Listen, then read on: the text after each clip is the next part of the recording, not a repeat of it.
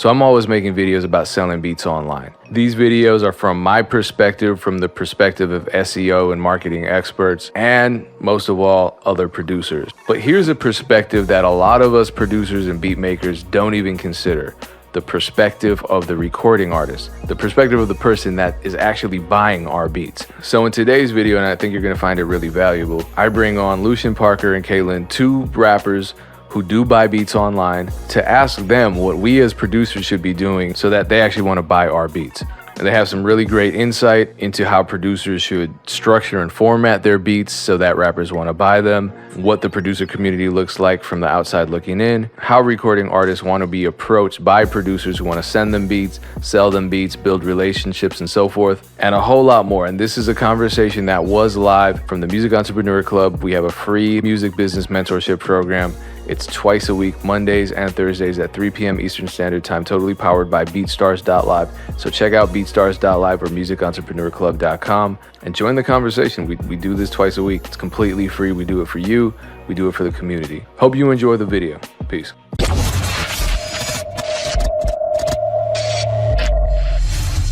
Let's be honest, you're not gonna find these videos anywhere else. Why? Because I make them. So it would really help me out if you subscribe. If you've already subscribed, what also really helps is if you like the video and leave a comment. It's hard in the era of clickbait videos on YouTube and negativity in the producer community, and I appreciate your support. Thank you so much. To you, what makes a quote good unquote beat? Ooh. Who you going with first? You go. Oh, geez. What makes a good beat? Okay, for me, same thing as we're talking about in terms of like clicking through things, right? Like when I'm in the studio now, as opposed to maybe a few years ago. A few years ago, it was like anything that I got sent, I was like, I'm going to listen to every single beat because I was trying to formulate what my sound palette was, right? Like what I liked, what was digestible for me and what worked. As a more experienced vocalist, now it comes down to listening to beats based on what I'm looking for the project that I'm creating. So if I'm creating an album or a single that has a specific vibe, then I'm going to ask producers to send me things within that vibe. So what's been really beneficial for me now is reference beats. The first thing or reference tracks, right? I'll send out a reference and say, hey, this is the sound I'm going for. Send things back. Immediately off top, if your music doesn't match that vibe, I'm clicking through it.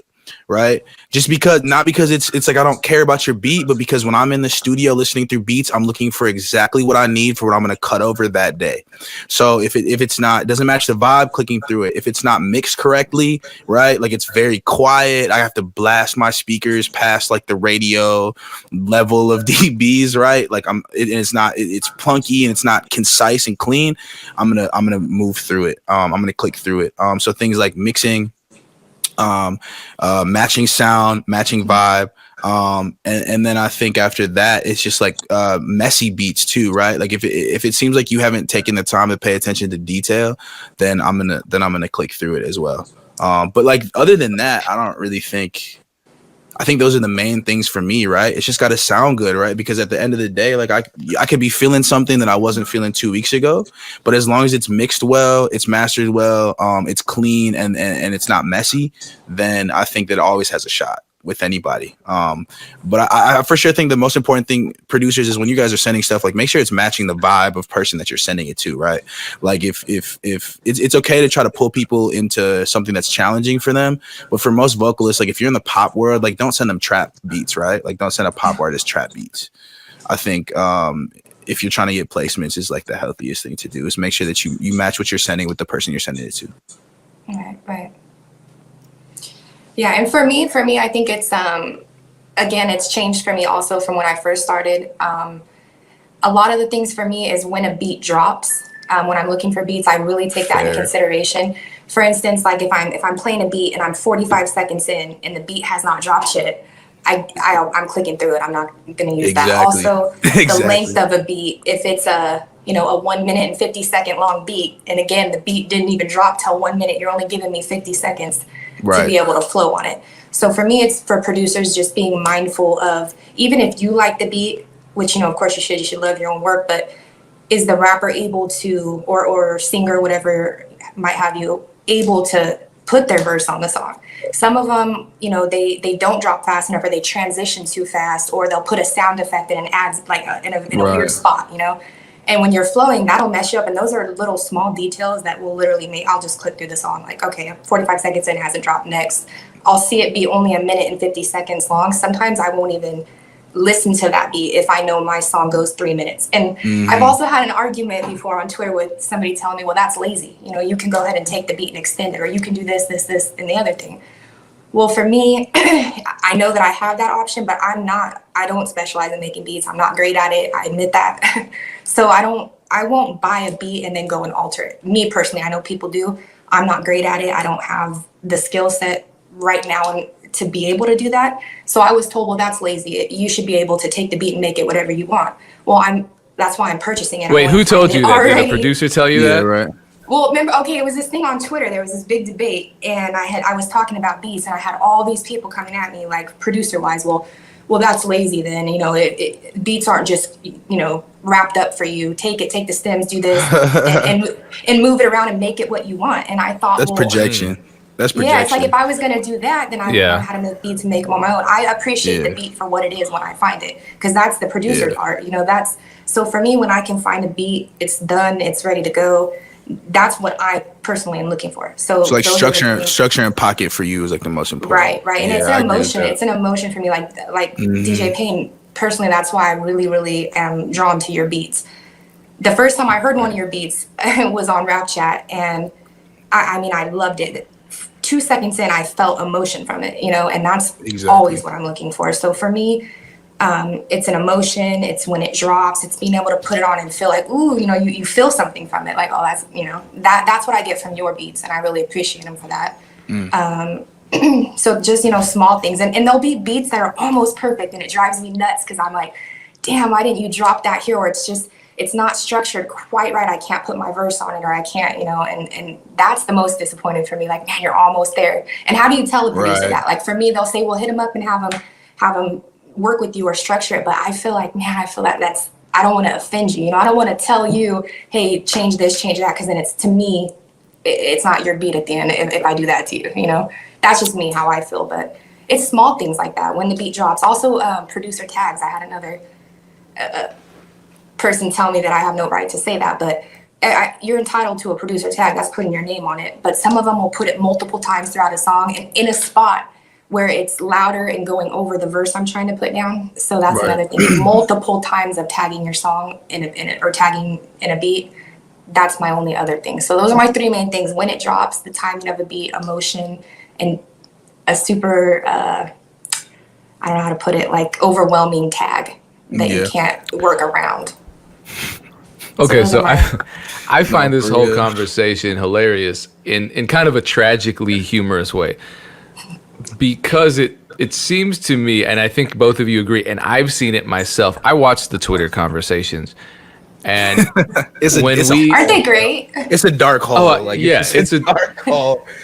It's a dark hole with hands coming out and trying to pull you in. So it's one of those things where I'm seeing producers frustrated that they're not selling beats to rappers, but or recording artists, but some producers will respond really reactively to feedback. So as you were saying, Jaelynn, when you commented about so for example, the length, that's the easiest thing to address, I think. For me, what I learned was, rather than putting a 2-minute beat on my BeatStars page, I'm just gonna make that 4.5, because look, if the rapper, and tell me if I'm wrong, if you're recording a song but you want 3 verses and not 2, it's way harder for you to turn a short beat into a long beat than a long beat into a short beat. You just fade it out, you cut it off. So that's advice that I give to producers all the time. Just make it long. If it's too long, they cut it off.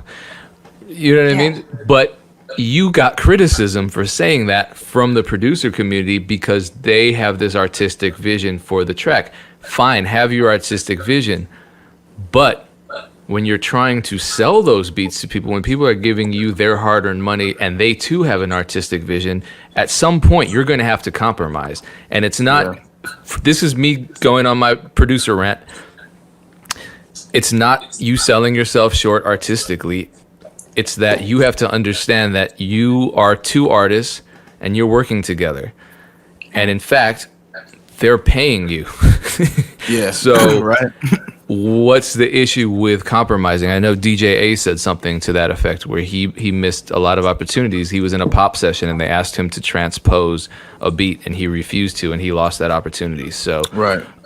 there's no shame in meeting somebody halfway and having a conversation where you communicate and make adjustments. That Right. shouldn't be. That shouldn't be something that either of you get backlash for from the producer community. Yeah, no. And I think there's Yeah, they definitely get really too- offended sometimes. And I also, another Yeah, thing they I do. noticed is that they fight amongst themselves about things that as a rapper we don't even care about or think about. Like if you use loops, you're whack, and if you do this, you're this. And it's like, I'm gonna tell you right now, as a Pain's like, rapper, oh my I have God. never once listened to a beat and been like, I will never buy that because it has a loop on it. I don't know the difference. I don't care. If the beat is good, use 85. I mean, I don't, Yeah, we right. don't care. I promise you, producers, we don't care about loops or type beats. Name them. Type beats to me help a lot because if I'm Producers looking, are like, if you don't use gross beat, you're failing. yeah, or like if you use type beats, you're so unoriginal. Then well, no, the type of the beat is describing to us as the consumer, as the rapper looking for it. It's describing for me like an emotion or a vibe. So if I'm looking for a Mac Miller vibe, you know, something kind of mellow, or Right. it's just to describe the beat. It doesn't make the producer uncreative by saying type beat. It just helps me out. So stop fighting amongst each other. It's okay. Type beats are okay. Loops are okay to us. I mean, it's more your guys's. I watch them fight amongst each other, and I just sit there like, I've never honestly thought about that. I've never listened to a beat and worried about a loop, or what if you said it was a tight beat that type this. That's, you know, those are things that they fight. You guys fight amongst each other that we don't care about. So Yeah, you just want a good beat. exactly. I don't care what kind of loops in there, as long as it's good. That's what I'm looking for. Okay. I have nothing to add. So let's get into the type beat thing because some people were asking that. Let me ask Lucien and then Jaelynn. Well, I think Jaelynn already answered the question. Lucien, do you search when you're looking for a beat online, and I know you've gotten beats online and you formed relationships with producers that you've worked with online. Absolutely. How do you search for beats? What do you do? Do you type in a mood? Do you type in the tempo? What do you do? Yeah, for sure. I think, oh my God, it's been a minute since I've looked up like a type beat. Okay, so a long time ago, I started obviously on YouTube. Right. And I think the first thing that I did was I just thought of all of the artists I can think of in my head that match my sound. Doesn't mean that you're like copying them, but like they've influenced you, right? I think music is a world of innovation. So I've tried to find like, okay, who matches my vibe and my sound and my energy? And then I've started there. So then I've looked up like if I'm in an R&B mode, like one of my biggest influences is Party Next Door. So I'll look up, okay, Party Next Door type beats, right? And then I'll kind of dive into that.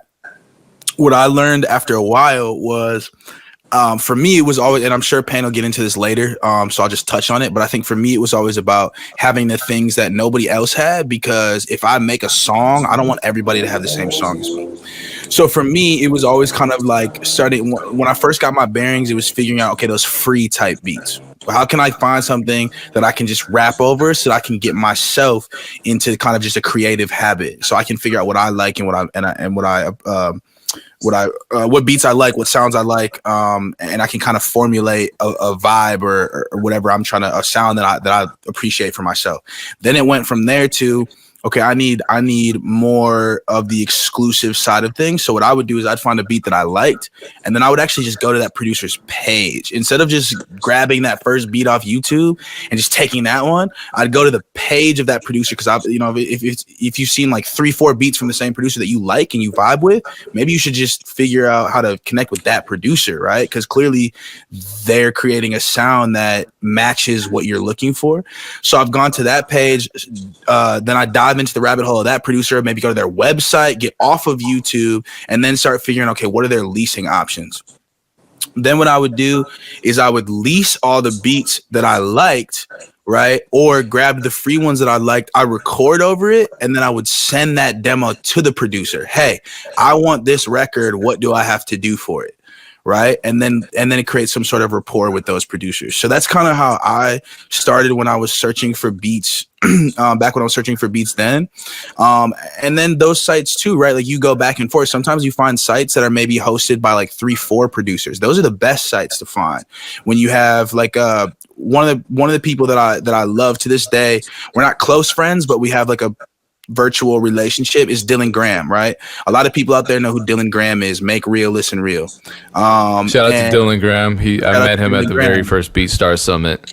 Exactly. He's a big BeatStars user. Very talented. And back when I had found Dylan Graham in like 2015, right, is when him and Benjamin and a couple other guys just had this site where you could go on and they all had their leased beats on it.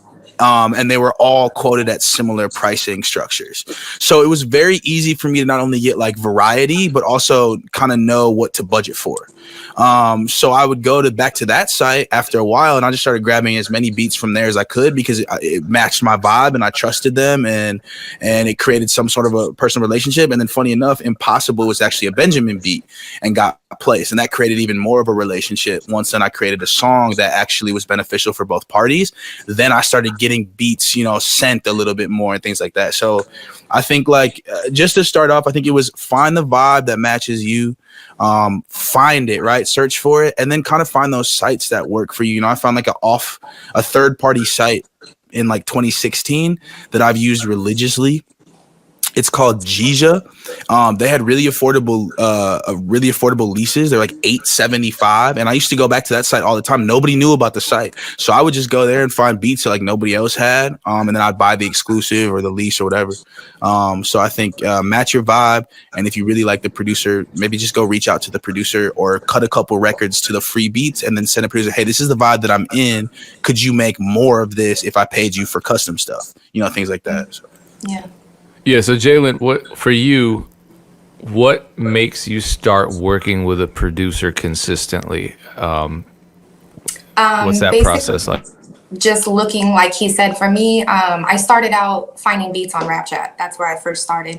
And I would notice, like, I liked a certain, I would be looking through and I wouldn't even see the name. I would just hear it and be like, I know that's DJ Payne.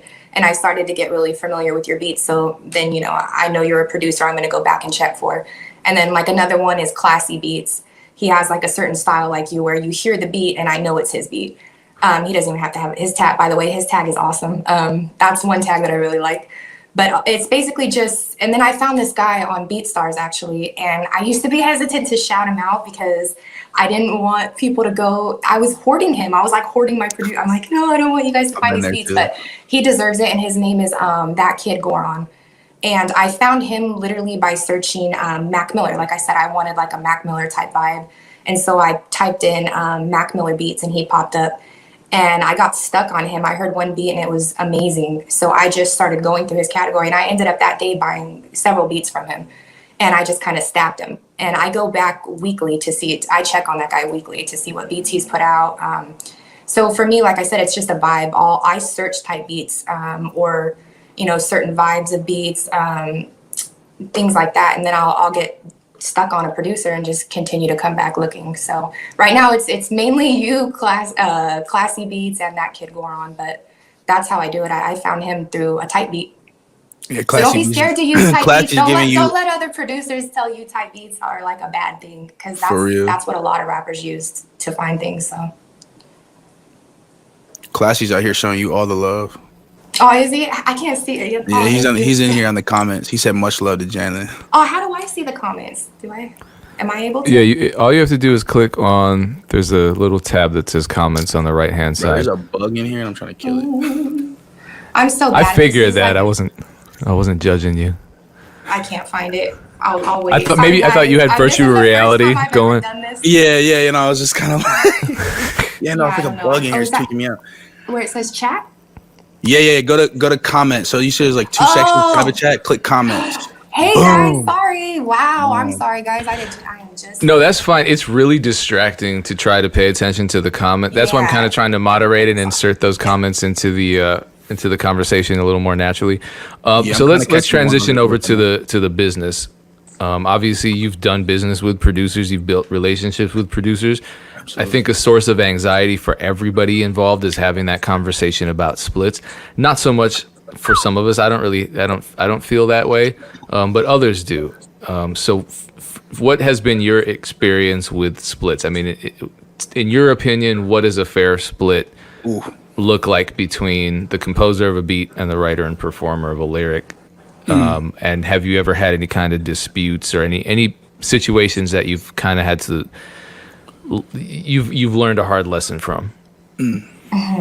I've had a situation I learned a hard lesson from, but it's a little bit different from that situation. I actually found beats, because sometimes producers, is another thing I've learned to look out for, is that a producer that I had found had posted some beats. And this is when I was just starting out. This is actually the first song I ever released. I was just starting out and I really loved the beat. And it wasn't through BeatStars or anything like that. We just were exchanging emails. So I bought a lease from this guy. I put the song out, and then I heard from a larger artist about a week later that artist put the song out with the same beat, and they actually owned the exclusive to it from what I was told. And when I looked at the credits, it wasn't the same producer. So I panicked. I was crying and everything. I'm like, oh my God, I put something out and I didn't have permission. You know, I have this lease, but it was this generic lease. At the time, I didn't even know what beat leases should look like. So it was, you know, real generic, real, looking back now, really stupid of me. But I paid the guy, got this little generic lease, released the song, and it was not this guy's beat to ever give me the rights to. So that was a lesson I learned. I then had to go back through my distributor, remove the song, and it was a really personal song to me. And I actually reached out to the producer to like apologize, figure out, make sure, because I also know, you know, producers work with each other. So maybe he did have the rights to the beat. But so I was super confused. I actually reached out to the producers listed on the larger artists' credits, and they never, you know, responded or reached back out to me. And so it was just a really confusing situation. I didn't know if I had the rights to use it. I didn't know if it was a legitimate lease. So I ended up removing the song. But that's a hard lesson learned, is just really, you know, finding somebody reputable, making sure that the leases are legit. And that's what BeatStars has actually offered me. I know I've never purchased anything on BeatStars where the lease isn't legit. But as far as splits, for me, I've never gone over like the lease numbers. I've never had big enough numbers where I've ever had to really consider the splits yet. So I would think 50-50 though, if you ask me. It's half your work, it's half my work. So that's my feeling on it. It's 50-50. Absolutely. I've had kind of a similar issue, just in the sense of like when I first got started, not really understanding what the tiers of like leasing to exclusive looks like. And again, right, like every producer, that's the thing that gets tricky, is every single producer has different terms per their structure. Right. So some people lease for free at a different pricing, and then some people have even done like a weird in between where it's not just leasing to exclusive, it's like lease, then like a top tier lease where you get a wave instead of an MP3, right, for a little bit more expensive, and then like you can get the stem track out and the exclusive. What I've found interesting, to be completely honest with you, is making sure that people understand that exclusive or exclusivity has nothing to do with splits.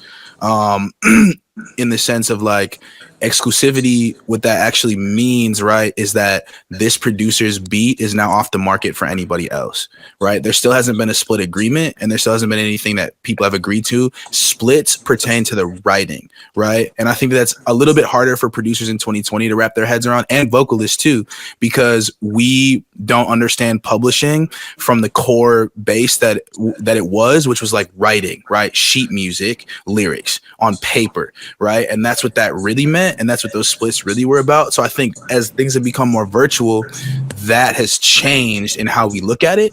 So people have been able to, you know, lead people astray, or vocalists like us who have been like confused and just figuring out how the lease that I bought, how that is coupled with or pertains to any type of splits, right?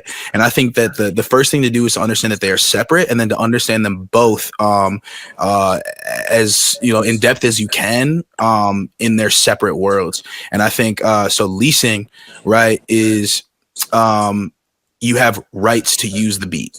That's what that means, right? Leasing to exclusive means that you have rights as just somebody else who has the beat, and then like everybody else who has ever leased the beat has rights to use it. Exclusivity is like the artist who bought the exclusive tag, right, is the only artist that has the right to use this beat. Okay, and then splits on the other side is more so pertaining to who wrote and put hands on the master version of what this song is now that you've put writing on top of writing. And I think that a couple of the things that I've run into are in first, just people not knowing what splits are, right? Like I've had a lot of producers that have just no idea what splits means or what that looks like or what it's supposed to entail. But vocalists as well. And I think those are important things when you're like in the independent world to make sure that you know these things, because they will be more beneficial on the side of collecting mechanicals, royalties, and they'll be more beneficial on the side of collecting like licensing fees for music, right? Because it lets you know who gets paid for what based on who wrote. And I think that some of the things that I've run into is in thinking that buying the lease or buying a more expensive lease or a premium lease or an exclusive has given me like complete ownership over the beat, and then I don't owe any producers anything, and that's not correct, right? Even when you buy the exclusive beat, it doesn't mean that now it's your beat and the producer has no ownership over it, right? They still own their version of the writing, like their portion of the writing. So the sheet music, right, the kicks, the snares, the instruments that they use, they still own that part and have rights to it if, say, your song was to end up in a TV show, right? The producer then can claim those rights based on the split. So buying exclusives doesn't mean like I own the song now and it's mine and I can cut out the producer. It means that you're the only artist that should have access to that beat now, and that beat should no longer be sold online. Essentially, the point of doing exclusives, guys, and producers for like maybe I'm sure Payne can like jump on this too, but pricing, right? I think what I read about a couple of years ago was producers base their exclusive prices based on how many volumes of records they sell on the leasing side. So if I have one beat online and I know I can sell 100 copies of that beat as a lease for $50 a piece, right? So I can make $5,000 off of that beat. Then I will charge my exclusive price as $5,000 for me to take that offline, right? If you're a producer that sells a high volume of beats on BeatStars online, you kind of price your exclusives based on like your average of what you would be making if you were to leave that beat online. So then you can kind of like, you know, sometimes you'll get weird things where it's like, hey, the lease is $50, but the exclusive is $3K. And producers or vocalists are kind of like, why is that? You know, like, why is it so expensive? What's the disparity and what's the difference? That's kind of around how, or what, at least what made sense to me that I had listened to like one producer talk about, you know, this is why I charge so much for exclusives based on leases. And then I think, again, just doing those splits, it's tough when you have people that don't really understand the importance of splits or don't really care. Or fake it till they make it. Pretend Right, like right. because they're too embarrassed to ask. Yeah, or like, to be honest with you, I had a situation in which like I had reached out to the producer for one of my biggest songs. At the time, it wasn't my biggest song, right? And he was kind of giving me like, you know, I was getting responses like every 6 months through email, right? Like I had managers reaching out to him like, hey, bro, like we're trying to use this beat. It's already out. Like we've bought this, you know, we've bought these licenses for it. We're just trying to make sure that we get the splits done. So if anything happens, you don't come calling, acting as if like we have never created a rapport with you. Funny enough, right? That song is the one that ended up getting placed for the first time. And I still had no response from this producer. So, you know, just to put that in producers' heads, right? If you don't respond to these vocalists and then all of a sudden 2 years later, that song has done 1 million streams and has a TV placement, you're missing out on a huge chunk of licensing composition money, right? Simply because people didn't want to respond or didn't want to do split sheets because they didn't think it was valuable. And I think that's the value in it, is you never know who has bought your beat and who could, you know, have a viral track out, right? You never know. So I think it's imperative that you guys claim your rights, right? Claim your splits, claim your composition, right? You wrote that. So I think that's been something that's been a struggle, you know, and then having that person reach out 2-3 years later and claiming, hey, I want a piece of the pie, you know, and we have tried to reach out to you for a year, 2 years and trying to get you your own rights. So I think that that's been kind of a struggle on that regards too, or in that regards too. So I just think make sure people understand what splits are. Make sure you understand what splits are, because that's just your rights, right? It's just you claiming your own music. So yeah, I mean, I know that was a lot in a mouthful, but No, you're Let right. me open another can of worms then here, Jaelynn. Let me direct this question to you. If there were one thing one piece of advice that you could give beat makers on how to work and build relationships with more recording artists, what would that advice be? Don't spam your links. don't and like I was talking about earlier, it's so oversaturated, on social media with people who make music. Unfortunately, not everybody who makes music makes it at a great level. So with it being so saturated, we get links thrown at us all the time. Like me, I have different platforms. I have Rap Chat, I have Instagram now, I have Twitter. So when multiple people are sending me links on every platform, there's just no possible way I'm going to click them all. And just that's my thing. Like a lot of people spam them. You'll be talking about something completely separate on social media, and here comes a link. Like, I'm talking about my dog had passed away, and then somebody spams me a link. It's like, I will never, ever, ever click that link. That's super duper unprofessional. Even at the beginning of me starting out with music, I knew that that's just in bad taste. So that's my number one thing. Don't spam links. Don't, follow somebody and 2 seconds later DM them, hey fam, let's work. I don't know you like that yet. We haven't built a relationship. That's just like, again, that's unprofessional to me. It's a bad look. So to me, it would be, don't spam people your links. Maybe just communicate with them a little bit, interact a little bit on something separate than a music post, or, just get to know them for real. Before you do that. That's my number one thing. I've had people who will follow me and 2 seconds later, they drop their link.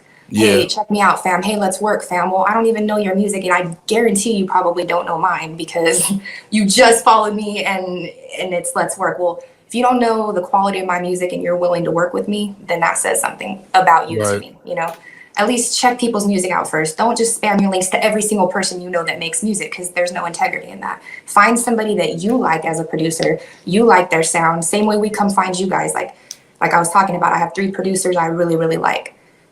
Do the same with an artist. Find somebody, learn their sound, and then, after a little bit of time, maybe, approach them. Just don't spam people. That's my number one thing. It's a bad look. It never works. Maybe 2% of the time will somebody click that link. It's you're just wasting your time. Yeah, I always say if you wouldn't do it in person, don't do it on virtual, right? Right. I think like nobody. I mean, maybe some of you, right? There's some people out there, but like if you wouldn't run like up, 2% maybe.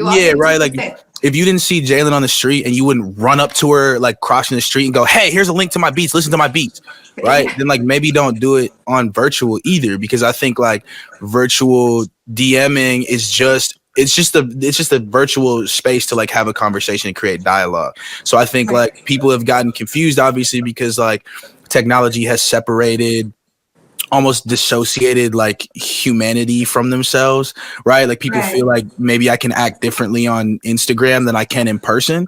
And I think, no, it's just Instagram has just created a virtual platform in which we can communicate without being next to each other. And so I think like, again, if you don't approach those messages with the same respect that you would approach Jaelynn or myself or Payne in person, right, then don't do it, right? I think I've had to learn that, not the hard way, but I've had to learn that too, just in trial and error, and just figuring out, hey, like, let me talk to this person how I would talk to a normal person. If you actually, like you were saying, if you actually genuinely like somebody's music, maybe hit them up and say, hey, I really actually like appreciate your music. Here are the songs that I mess with.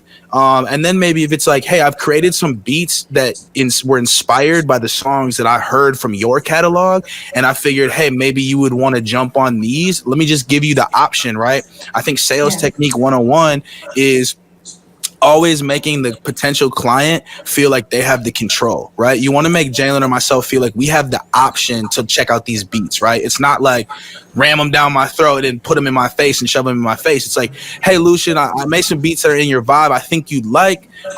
Feel free to check them out. Let me know if you have any feedback.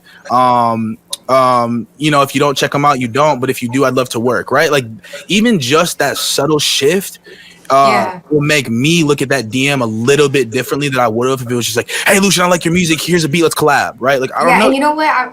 Piggybacking off that, I don't think people realize how rare like integrity is, or just how rare manners are. Like you actually stand out to me. I mean, at least when you approach me like professionally, or you know, just not being, hey fam, let's work, or hey bro, let's, you know.